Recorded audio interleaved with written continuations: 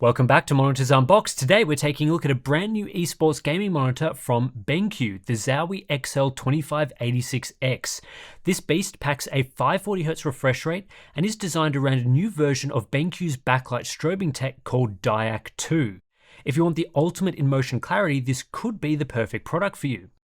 Now, across the last 12 months, we've seen a lot of new high refresh rate releases. On the OLED side, we've seen 1440p 360Hz QD OLED and LG's dual mode 32-inch W OLEDs that can run at 1080p 480Hz, but neither offer backlight strobing or BFI tech. There's also been the Asus ROG Swift Pro PG248QP, which also features a 540Hz refresh rate but uses ULMB2 to improve clarity. Later in the review, you'll see some comparisons between all of these products to see what comes out on top. As a competitive gaming-focused product, BenQ is sticking with the 24-inch 1080p TN LCD panel here, similar to many of their previous models like the XL2586K, the 360Hz predecessor to the new model. This means there are quite a few downsides to image quality due to weaknesses in TN technology, but the hope is that the motion clarity will be so good that you'll be willing to accept the trade-offs. The design used here is very simple and gives off the vibes that the product is more of a functional tool than a cool gaming monitor with a slick aesthetic. The bezel size, for example, is larger than what you'd typically see among other modern gaming monitors, but this appears to be a purposeful choice to separate your surrounds from the screen, helping you focus on gaming. That's also why BenQ provides shades you can attach to either side of the screen to prevent light from hitting the display and block out even more of your field of view. The stand is adjustable with height, tilt and swivel support, plus at the top of the stand pillar there's a cutout that helps you carry the monitor around, something you don't often see, but I guess it's put there for tournaments. The base of the stand is small, and again, that's done with a purpose. Smaller bases allow for a much greater range of mouse and keyboard placements, and we know that some pro-level players love to have their keyboard on an extreme angle, which just doesn't work with some other designs. The functional design extends to the port placement, which are directly on the back of the monitor for easy access. No USB hub here, but we do get 3 HDMI 2.1 ports and 1 DisplayPort 1.4, which even at 1080p requires DSC to hit 540Hz. Unlike the competing Asus PG248QP, you can actually achieve 540Hz over HDMI here because they are 32 gigabits per second ports, though like with DisplayPort, DSC is required here for full refresh rate performance. The rest of the build quality is standard grey plastic. I don't think it looks bad or anything. There's a few red highlights like the Zowie logo on the rear and a ring around the stand. It's just not overly premium, and I don't expect the target audience for this product to care really. Last time I looked at a 540Hz monitor, there were a few interesting quirks, but these have largely been resolved. You'll still need to be running the latest version of Windows 11 to actually access 540Hz refresh rates, but those updates to support above 500Hz were rolled out in November last year, so it shouldn't be a problem now. Also, unlike the PG248QP that uses a G-Sync module, I didn't see any compatibility issues between NVIDIA and AMD GPUs. Both are fully supported up to 540Hz with adaptive sync functionality. As for the benefits of the refresh rate itself, you'll see how it impacts motion clarity a bit later, but just using this monitor for desktop apps, it's a massive step up for responsiveness and smoothness over most typical refresh rates of today. Going from 144Hz to 540Hz is night and day. I know some people believe that anything above 144Hz is diminishing returns. I disagree. Even for something as simple as browsing the web and navigating through Windows, 540Hz is significantly smoother, and any action you take or input from your mouse feels near instantaneous in a way that becomes crystal clear when returning back to the much slower world of 144Hz. I also think it's quite a noticeable upgrade over 240Hz. The refresh rate here is more than doubled, which leads to a corresponding improvement to latency. Obviously less of a gain than from 144Hz, but when comparing 540Hz to 240Hz, I think the weaknesses in 240Hz become more apparent than when that refresh rate debuted. The only real way to describe it is that 240Hz feels slower to use than 540Hz, though it's probably not enough of a benefit to justify the astronomical price increase to access 540Hz. The OSD here is controlled through a directional toggle on the rear of the display, and it includes BenQ's typical feature set. While there are functions like a black stabilizer, BenQ deliberately omits cheat features like crosshairs, so most of what you'll find are just color and performance adjustment options. HDR functionality is not included at all, though there's no hardware to support it anyway. Alright, let's discuss response time performance. The XL2586X comes with 3 overdrive modes plus full user customizability through a slider, so you can really dial in the best performance. The first mode is overdrive off, which is actually not too bad for no overdrive, though clearly below the speed required for true 540Hz gaming. The high and premium modes are quite similar. The high mode improves performance to 3.02 milliseconds with negligible overshoot and a cumulative deviation of 231. The premium mode bumps us up to a 2.5 millisecond response with an 11% inverse ghosting rate and a similar cumulative deviation result to the previous mode. Despite generally performing really well, the speed on offer falls just short of what we're looking for in refresh compliance, largely due to this section of slow fall times, and that's something I'll explore a bit further in a moment. However, we do hit 50% refresh compliance for 480Hz gaming, which is still quite fast. I did also experiment with the user modes and found that a setting of 20 is quite good for high refresh rate gaming.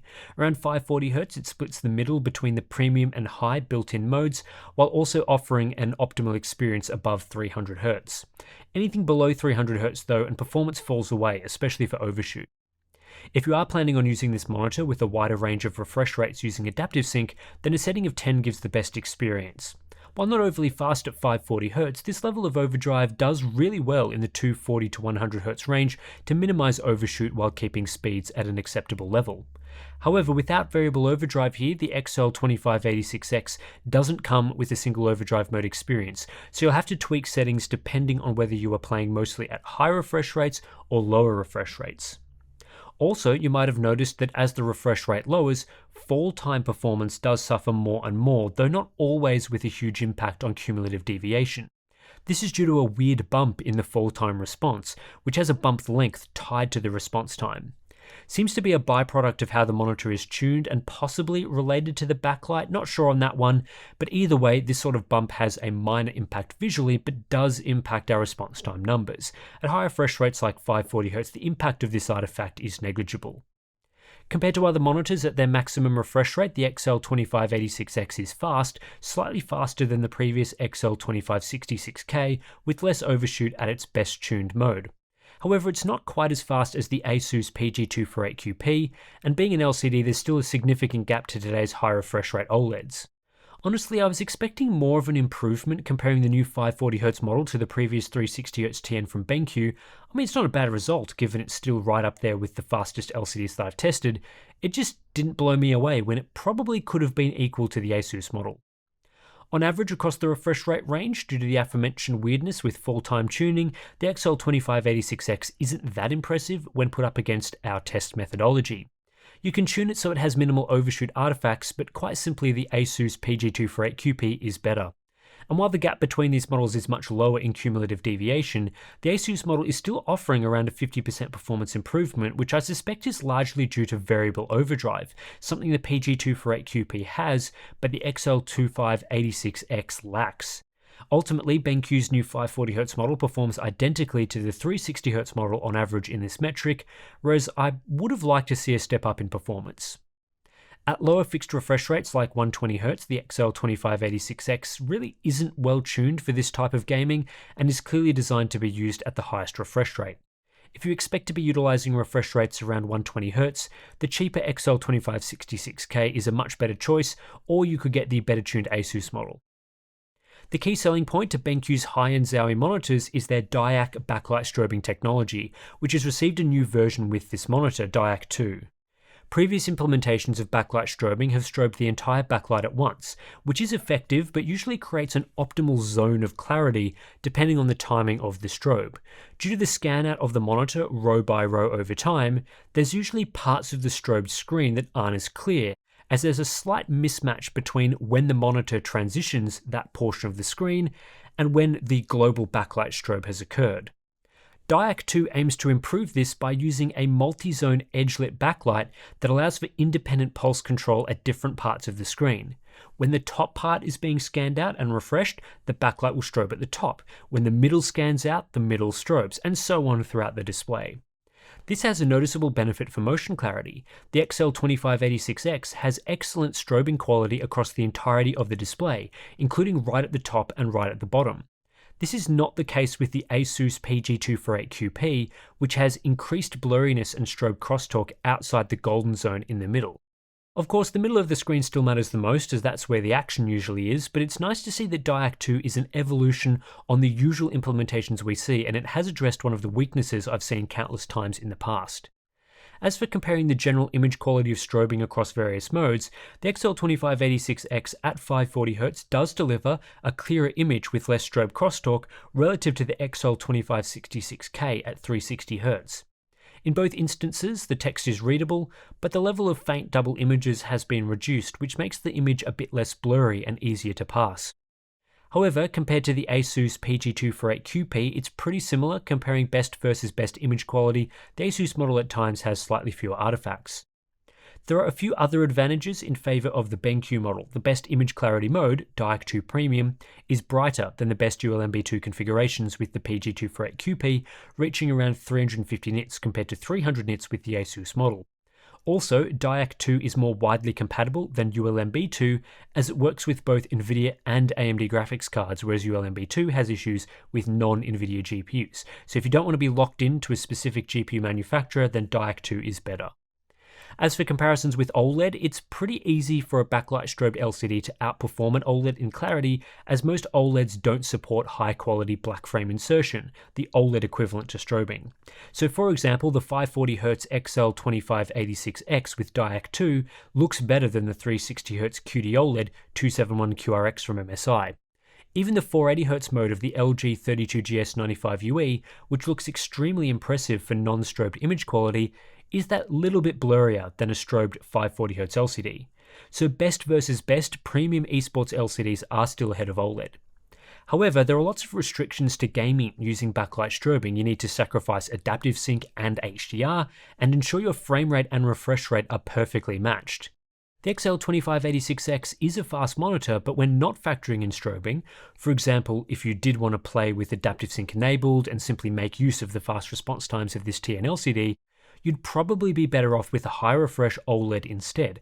360Hz QD OLED gets very close in motion, and I'd have 480Hz ahead. With that said, if you're after the absolute best motion clarity you can get and are willing to run in the required configuration, OLED isn't quite there yet, and these sorts of TN LCDs with excellent strobing modes do still have a place. Input lag on this BenQ display is excellent, with a processing delay of 1 millisecond, in line with similar monitors like the PG248QP. With one of the highest refresh rates available in a monitor today, the combination of refresh lag and processing lag is low and great for competitive gaming. The only real weaknesses here are response times, being unable to match OLED, so there are times when a lower refresh rate OLED can appear faster. Competitive gamers should be mostly concerned with lag before response times, where only the absolute fastest OLEDs have a small, negligible advantage. Power consumption is decent, though the new model does consume a slightly more power than its predecessor. As it doesn't use a G-Sync module, the XL2586X uses about 20% less power than the ASUS PG248QP. Generally though, these monitors aren't designed for efficiency, and more efficient products are available. They're typically IPS LCDs. The focus of this monitor isn't really color performance, but let's work through this stuff quickly. First up, the XL2586X is a wide gamut monitor with 98% DCI-P3 coverage and an impressive 79% coverage of Rec 2020. Despite this, it does not support HDR input at all, and it shouldn't, as there's no true HDR capabilities, and it also doesn't feature an sRGB mode, though you can use Windows Auto Color Management feature with this monitor.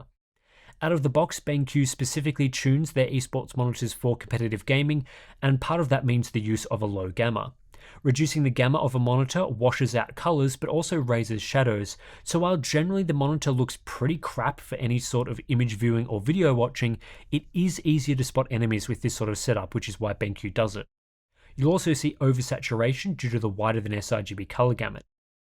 What was a little disappointing to discover is that there are no other built-in modes that are even close to color accurate, so if you did want to get this monitor looking nicer for, say, watching a YouTube video, it's a bit of a pain.